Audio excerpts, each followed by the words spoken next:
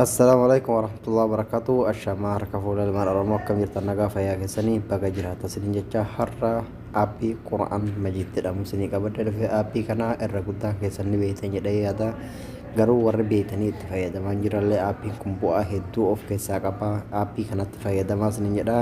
Baatiin Ramadaanaa kabajamaa asinitti dhufaa jira. Torban har'aa achi bulii torbaachi wanni tokko hafee hin jiru. Akkasumas guyyaa har'aa guyyaa Jimataati. Nabii keenya aalamaa irratti salawaata buusuun dagatinaadha. اللهم صل وسلم على سيدنا محمد كما صليت على إبراهيم وعلى إبراهيم إنك حميد مجيد. Boleewwan kaalif gaarii akkam jirtan nagaa fayyaa keessanii baga jiraata isiniin jecha warroonni karaa garaagaraatiin nagaafachaa jirtan akkasumas irra guddaan karaa tiktookiin nagaafachaa jirtan tiktookiin kiyya ammallee irra deebiidhaaf torban tokkoof ugurameen jira. Warroonni liinkii tiktookii kiyyaa fuutanii garee finxaalii keessa darbitaniifa ammatti reportiin irra gosuudhaan akka ugurri daqiiqaan irra taa'u gosaa jirtanillee galatoomaa isiniin jedha. Viidiyoo lammata yoo kan hin gadhiisullee tahe dafanii reportina godhanii waan seera cabse takkallee waan hin gadhiisellee hin qabu. Garuu haa ta'uutii hedduu galatoomaadha. Kunillee waa tokko waan nama hir'isuu danda'ullee hin qabu. Akkasumas warroonni nagaafachaa jirtan karaa garaagaraatiin liinkii telegiraama kiyyaatii fi liinkii feesbuuka kiyyaallee amma dura maxxanseen ture. Garuu chaanaala kiyya hedduu jalattillee baay'ina maxxansaa hin jiru. Haa ta'u malee har'a irra deebiidhaan isin garsiisa. Warroonni gara chaanaala kiyyaa dhuftan anaa dhufu isiniin jecha chaanaala kiyya laayik sheer sabiskiraayib gochuun dagatinaadha. Gabaabaadhumatti warroonni gara chaanaala kiyyaa dhuftan immoo anaa dhufu isiniin jedha. Akka barnoonni ani gadhiisu akka dafee isin bira ge'u laayik sheer gochuun na jajjabeessaa isiniin jedha. Akkasumas liinkii telegiraama kiyyaatii fi liinkii feesbuuka kiyyaa isinii maxxanseen jira.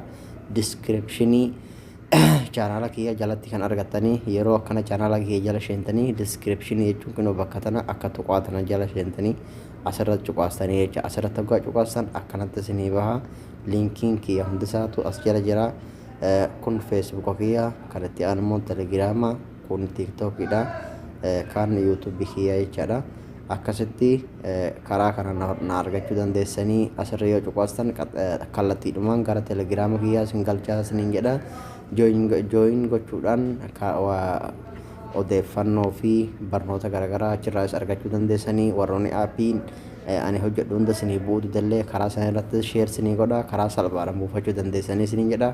Aappiin Qura'aan Majiid jedhamu kun aappii waan hedduu of keessaa qabu. Qura'aana dhaggeeffachuudhaaf irraa qara'uudhaaf wantoota garaagaraa irraa dubbisuudhaaf akkasumas tafsiira Qura'aanaa irraa dubbisuudhaaf waan hedduuf isin gargaara. Akkasumas waan hedduu guyyurraa guyyutti tasbiihaa maqaa rabbiillee subhanahu wa ta'ala amma kinoo guyyaa muraasa dura abdeet yookaan of haaromsee ofirratti dabalee jira. Maqaa rabbii akkuma argaa jirtan guutuu isaatti as jalatti gadhiiseera. Fakkeenyaaf asitti arabiin jiraatoo ta'e ingiliziin akkasitti isinii jijjiire jechaadha.